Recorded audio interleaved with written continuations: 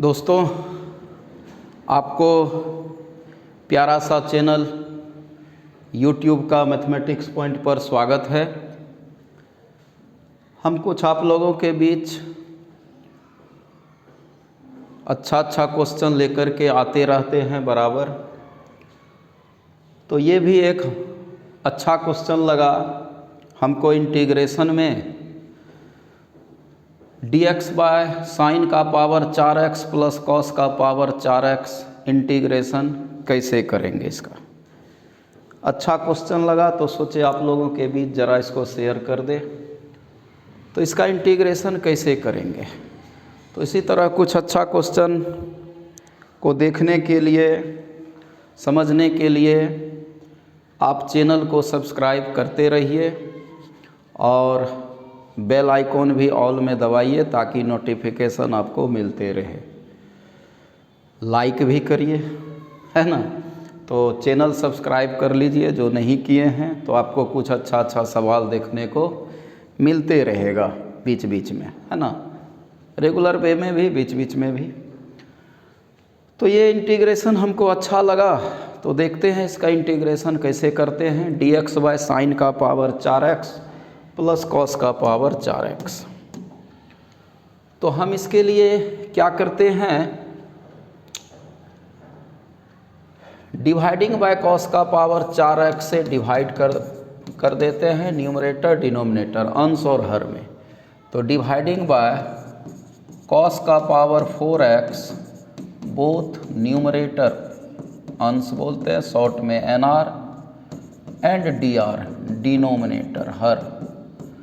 तो अंश और हर में हम कॉस के पावर 4 से डिवाइड कर देते हैं, क्योंकि रूल बताए थे a plus B cos square X या a plus B sine square X या a कॉस स्क्वायर एक्स जोड़ b साइन स्क्वायर एक्स में कॉस स्क्वायर एक्स से न्यूमरेटर डिनोमिनेटर में भाग देते हैं। तो यहाँ 4 पावर है तो कॉस के पावर 4 से भाग दे देते हैं।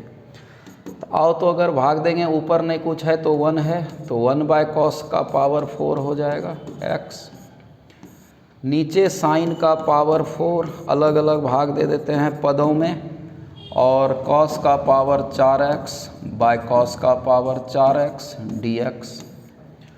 ये तो कैंसिल हो गया तुम्हारा। 1 बाय कॉस का पावर 4 को सेक का पावर 4 लिखो, साइन बाय कॉस हो गया 10 का पावर 4x प्लस 1 dx, है ना। अब क्या करो, 10x को z मान लो, ठीक है। सब्स्टिट्यूट करते हैं, पुट z बराबर 10x। वहाँ भी करते थे जो फॉर्म बताए थे, तो 10x को z मान लेते हैं। तो इसलिए dz बाई dx मानते हैं सब्स्टिट्यूट, तो डिफ्रेंशिएट करते हैं। तो dz इजकल टू हो गया मेरा सेक स्क्वायर x dx। तो यहाँ से dz इजकल टू हो गया सेक स्क्वायर x dx, है ना। dz इसको उधर भेज दिए। इसलिए अब मेरा इंटीग्रेशन जरा सा देखते हैं अगर क्या होता है।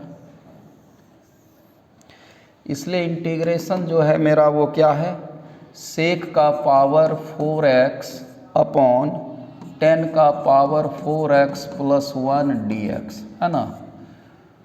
तो हम इसको लिखते हैं सेक का पावर 4x बाय z का पावर 4 प्लस 1। 10x को आपने z माना है तो z का पावर 4, और dx का वैल्यू यहाँ से देखो बैठाते हैं, dx का मान है तो क्या हो जाएगा dz by sec square X. Sec square X 4 power से 2 ठो कैंसिल हो जाएगा।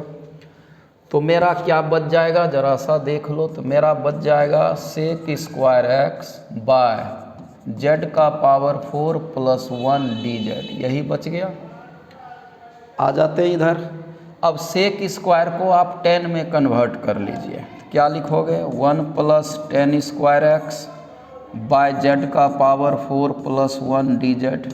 क्योंकि ये इस सेक को 10 में कन्वर्ट, ये सेक को 10 में क्यों कन्वर्ट किए, क्योंकि जेड लाना है। नहीं तो आपको बताए थे सब्स्टिट्यूशन में दोनों वेरिएबल नहीं रहना है, जेड वेरिएबल में लाना है।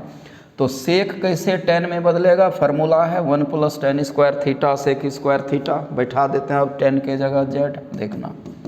तो 1 plus Z square by Z का पावर 4 प्लस 1 डी जेड आ गए यहाँ देखो। और जब यहाँ आ गए तो इसका इंटीग्रेशन आपको पहले से मालूम है कि इसका इंटीग्रेशन कैसे करना है। तो क्या करते हैं ध्यान दीजिएगा, आप जेड स्क्वायर से अब यहाँ डिवाइड करते हैं, अब फिर यहाँ डिवाइड करेंगे, dividing by Z square both N R and D R, numerator denominator में जेड स्क्वायर से भाग देते हैं। बोलो 1 बाय जेड स्क्वायर हो जाएगा और Z square by Z square 1 हो जाएगा, जेड का पावर 4 बाय जेड स्क्वायर हो जाएगा और यहाँ 1 by Z square D Z. तो हमने क्या किया, जेड स्क्वायर से डिवाइड किया। देखो न्यूमरेटर डिनोमिनेटर अलग अलग पदों में जेड स्क्वायर से आप डिवाइड कर दीजिए तो हमको ये मिल जाएगा। अब ज़रा हम इसको सोचते हैं, ऐसे लिखने का कोशिश करते हैं। कैसे, तो देखना, हम इसको इस तरह से लिखने का कोशिश करते हैं।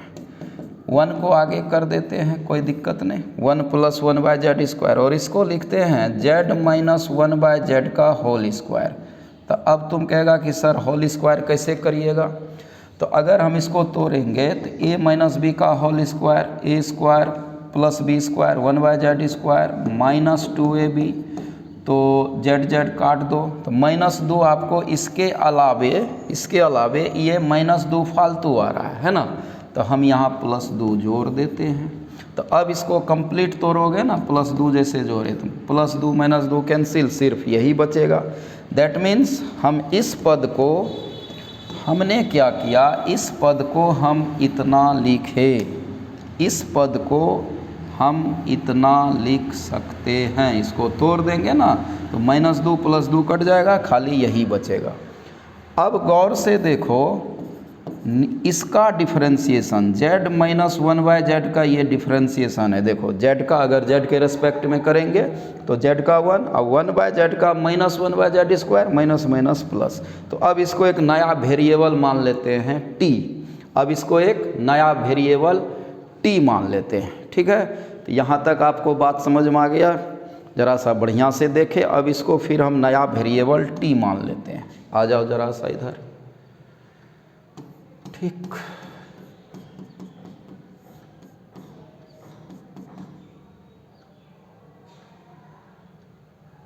देखना ज़रा सा इधर आ जाते हैं, है ना। अब बोलना,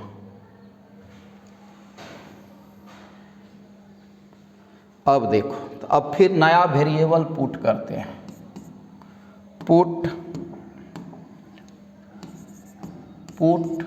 t बराबर कर देते हैं z माइनस 1 बाय जेड, इसलिए dt बाय डी जेड कर लेते हैं, z का 1 minus minus plus 1 by Z square, 1 by X का -1 by X square minus minus plus, तो dt इक्वल टू हो गया 1 plus 1 by Z square D Z, है ना, डी जेड हो गया।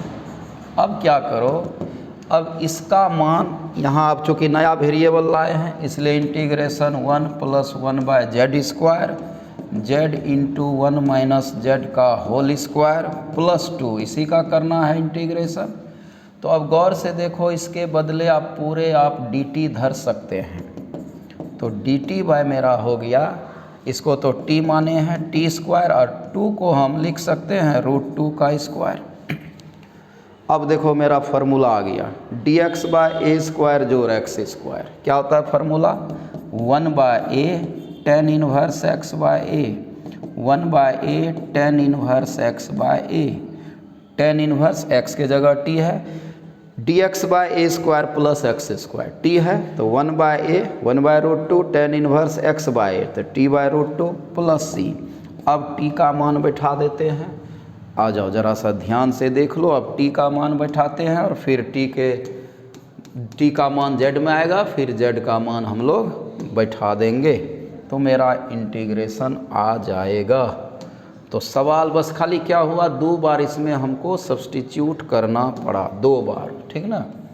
तो आ जाओ देखते हैं, तो हो गया ये 1 बाय √2 tan इनवर्स t क्या माना था, z माइनस 1 बाय जेड, अब बाय √2 प्लस सी, है ना। एलसीएम ले लो, टेन इनवर्स जेड गुना Z, Z square minus 1 by root 2 Z, है ना। एलसीएम ले लिए, Z square minus 1 by root 2 Z plus C. अब देखो, अब जेड का मान बैठा दो।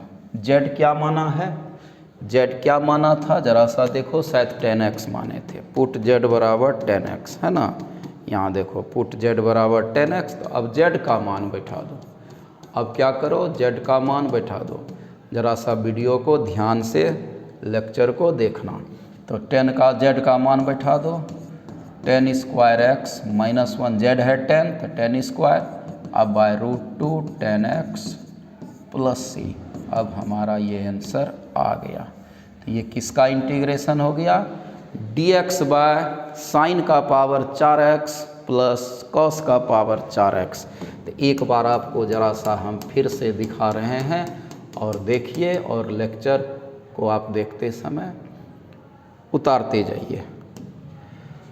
क्या किए, कॉस के पावर 4 से डिवाइड कर दिए, तो ऊपर सेक का पावर 4 साइन बाय कॉस 10 का पावर 4, ये कट गया प्लस 1। अब इसमें पुट जेड बराबर 10x कर दिए, तो डिफ्रेंशिएट कर दिए D Z by D X sec square X.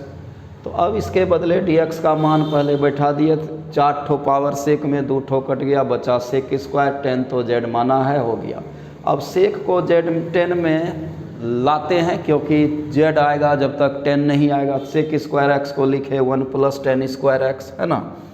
तो अब 10 का मान 1 प्लस जेड स्क्वायर, और इसका इंटीग्रेशन हम बहुत पहले आप लोगों को बताए थे। इसका इंटीग्रेशन जेड स्क्वायर से डिवाइड करना था, कर दिए जेड स्क्वायर से। इसको थोड़ा सा सेटिंग करके लिखे, तो क्या लिखे, जेड माइनस 1 बाय जेड का होल स्क्वायर प्लस 2। और अब इसका डीसी ये सॉलिड है इसका, तो इसलिए इसको एक नया वेरिएबल टी मान लिए। एक नया वेरिएबल इसको क्या मान लिए, टी मान लिए, ठीक। और जब इसको एक नया वेरिएबल टी माने तो फिर मेरा उसका सॉलिड ऊपर का डीसी आ गया, तो इसके बदले सीधे dt लिखे। ये हो गया मेरा टी स्क्वायर, इसको रूट 2 का स्क्वायर कर दिए, सूत्र आ गया dx बाय ए स्क्वायर जोड़ X square 1 by A tan inverse x by ए। अब t का मान बैठा दिए, t का मान बैठा दिए और फिर z का मान। तो देखो t का मान बैठा दिए और z का, तो t का मान क्या था, z minus 1 by Z, LCM ले लिए और फिर z का मान बैठा दिए। तो ध्यान से लेक्चर को देखना। उम्मीद है सवाल अच्छा था, आपको अच्छा लगा होगा। Bye bye, take care. ऐसे सवाल देखने के लिए, कुछ और अच्छा सवाल, आप चैनल को सब्सक्राइब करके रखिए, बेल आइकॉन भी ऑल में दबा दीजिए। आपको अच्छा लेक्चर सवाल देखने को मिलते रहेगा। Bye bye.